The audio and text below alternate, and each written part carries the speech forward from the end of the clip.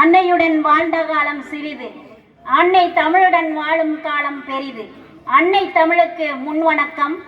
ஆன்றோர் சான்றோர் பெற்றோர் உற்றோர் அனைவருக்கும் மறுவணக்கம்.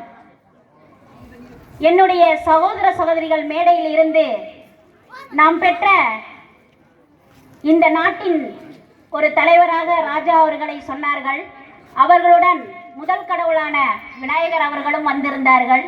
இருவரும் எங்களை அழைத்த தருணம், அதன் பின் ஒவ்வொரு தருணமும் அவர்கள் எங்கள் அலைபேசியின் மூலமாக எங்களை தொடர்பு கொண்டு அதன் நிமித்தமான புகைப்படங்களும் அதற்கு ஏற்ற மாதிரி தலைப்பெழுத்துக்களையும் கேட்டு மீண்டும் நேற்றைய தினம் எங்கள் கைகளில் இந்த விழாவிற்கான அழைப்புதலையும் இந்த பள்ளியின் ஆண்டு விழாவின் அழைப்புதலையும் தந்து நிச்சயமாக நீங்கள் எல்லாம் கலந்து சிறப்பிக்க வேண்டும் என்று கேட்ட தருணம் மகிழ்வான தருணமாக இருந்தது.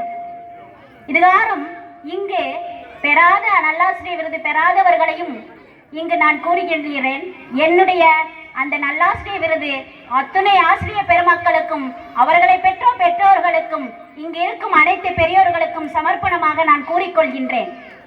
2 விஷயங்களை நான் சொல்லி என்னுடைய பேச்சினை முற்றுப்புள்ளி வைக்க நினைக்கின்றேன். முதலாவதாக ஒரு கதை. சிங்கம் பசியுடன் ஓடியதாம். சிங்கம் பசியுடன் ஓடியதாம், விரட்டியது நரியை. நரி ஓடியது உயிரோட்டமாக ஓடியதாம், தன்னுடைய உயிரை காப்பாற்றிக் கொள்ள வேண்டும் என்று. என்ன இவர்கள் தமிழிலே அதிகமாக கலந்து பேசுகின்றார்கள் என்று நினைக்கலாம். சற்றேறக்குரிய நீங்கள் கேட்டுத்தான் ஆக வேண்டும். தமிழ் என்று சொல்லிடா, தலை நிமிர்ந்து நில்லடா என்பதற்காகத்தான் நான் அனைத்து தருணங்களும் தமிழில் உரையாற்றி கொண்டிருக்கின்றேன். பாடமோ கணிதம், ஆனால் என் உயிர் மூச்சோ தமிழ் என்று நான் சொல்வேன் உற்சாகமாக. இங்கு அந்த சிங்கம் உணவிற்காக ஓடியது, ஆனால் அந்த நரி உயிருக்காக ஓடியது.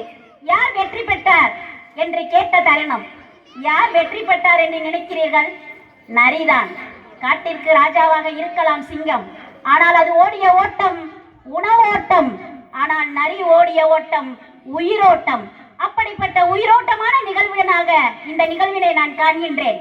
அம்மா பேசிய பொழுது சொன்னார்கள், பிறந்த வீட்டுக்கு போகும் பொழுது சிறந்த மகிழ்ச்சி இருக்கும் என்று.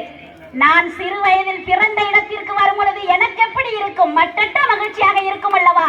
அதோ கட்ட சோழப்பட்டி, அங்கேதான் நான் எல்லாம் சிறு சிறு வயதுகளில் சின்ன பாவடைகளை அணிந்து சென்று அந்த சின்ன பாட்டியிடம் சிங்காரமாக இனிப்பு பணியாரம் பெற்று வாழ்ந்த இந்த அழகான தருணத்தை பார்க்கும் பொழுது என்னுடைய தந்தை இதே பள்ளியில் கணக்கராக பணிபுரிந்து இதோ ராஜசேகர் மற்றும் வைரவன் ஐயா, அருணகிரி ஐயா என்ற பல ஆசிரியர் பெருமக்களிடையே அவர் பணியாற்றிய தருணங்கள் எல்லாம் எனக்கு நினைவு வருகின்றது. தந்தை என்னுடைய தலைப்படத்தில் இருக்கிறார், ஆனால் எங்கோ இருந்து என்னை பார்த்துக் கொண்டிருக்கிறார். இதனையும் நான் இங்கு சொல்ல கடமைப்பட்டிருக்கின்றேன். ஒரு பாடல் உங்களுக்கு.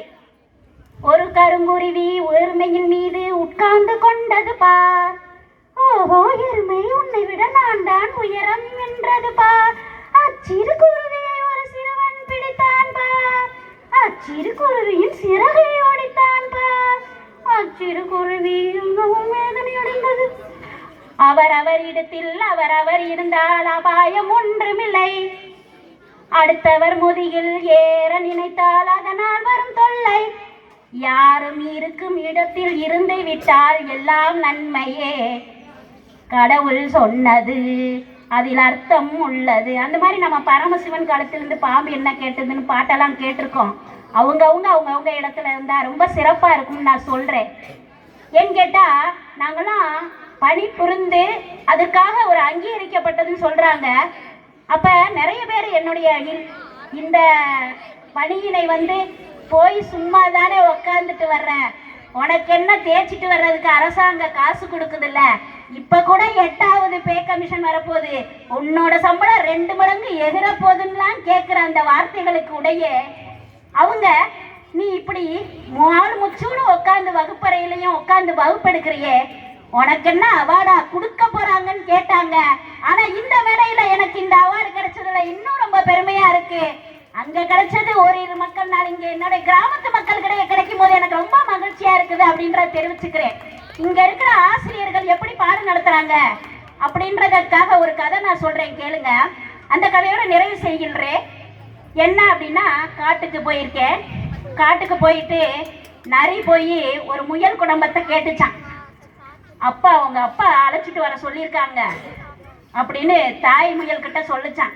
அந்த குட்டி முயல் நமக்கு பிறந்த குட்டி பிள்ளைகள் இல்லையா, அது இந்த பள்ளிக்கூடத்துல தான் படிச்சிருக்கு. ஐயோ முயல்லாம் படிக்குதா அப்படின்னு கேட்க வேணாம், படிச்சிருக்கு.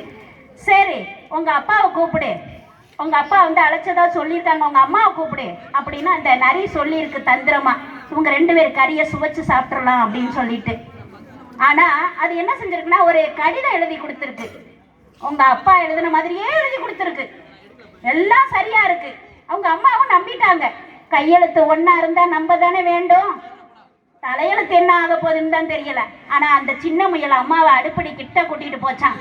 அம்மா அம்மா இன்னைக்கு தேதி என்ன? 31/1/2025. ஆனா இப்படி எழுத மாட்டாரேம்மா அம்மா அப்பா. எப்பயும் வருஷத்தை தானே முதல்ல எழுதுவாரு. 2025 1/31 தானே எழுதுவாரு. அந்த கடிதத்துல அது தவறா இருக்கு. இந்த கடிதம் நம்ம அப்பா எழுதுனது இல்ல. நான் உண்மையா சொல்றேன், எங்க வெள்ளலூர் மிஸ் இப்படி நடத்தல. என்ன நல்ல சமயோஜித புத்தியா இருக்கணும்னு தான் நினைச்சு நடத்துறாங்க. அவங்களுக்கு ஒரு கையை தட்டால கொடுத்துடலாம். நன்றி. அது மட்டும் இல்ல, இந்த மேடைக்கு என்னோட அம்மாவை கூப்பிட்டு அவங்க காலில் விழுந்து ஆசீர்வாதம் வாங்கணும்னு நினைக்கிறேன். எங்க அம்மாவை இந்த மேடைக்கு அழைக்கிறேன். வாங்கம்மா.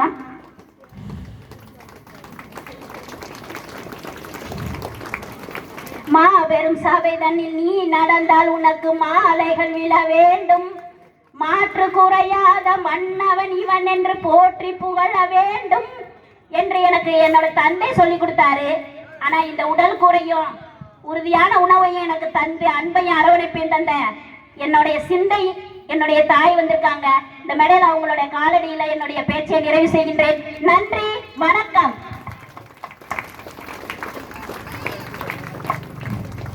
நமது பள்ளியின் சார்பாக திருமதி நித்யா அவர்களின் தாயார் அவர்களுக்கு நமது தலைமை ஆசிரியர்கள் பொன்னாடை ஓட்டி கௌரவிப்பார்.